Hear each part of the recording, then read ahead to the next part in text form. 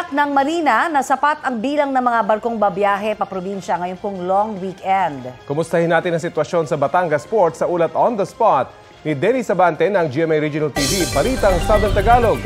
Denise?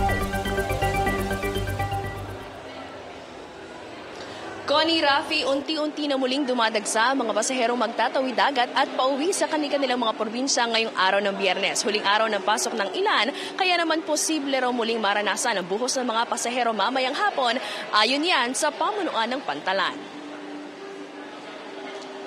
Sa ngayon, kakaunti na lamang ang mga taong naghihintay sa passenger waiting area na ito sa labas ng terminal building sa Batangas Port.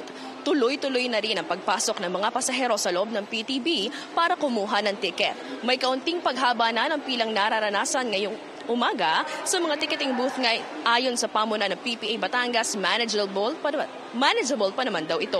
Inaasahan ang buhos ng mga pasahero mamayang hapon dahil posible raw na galing pa sa trabaho ang ilan sa mga pasaherong magtatawid dagat. Sabi ng Marina, sapat naman ang mga barkong babiyahe at nakataas pa rin ang relaxation order sa mga barko hanggang January 3. Ibig sabihin, oras na mapuno ang mga barko, wala nang hihintaying oras pa ng alis at maaari nang agad silang magtawid dagat para makabalik agad at mabilis ang paghahatid ng mga pasahero.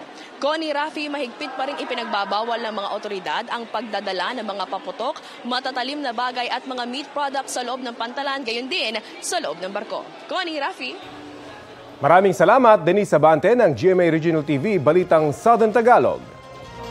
Kapuso, alamin ang maiinit na balita. Bisitahin at mag-subscribe sa GMA Integrated News sa YouTube. Sa mga kapuso abroad, samahan nyo kami sa GMA Pinoy TV at sa www.gmanews.tv.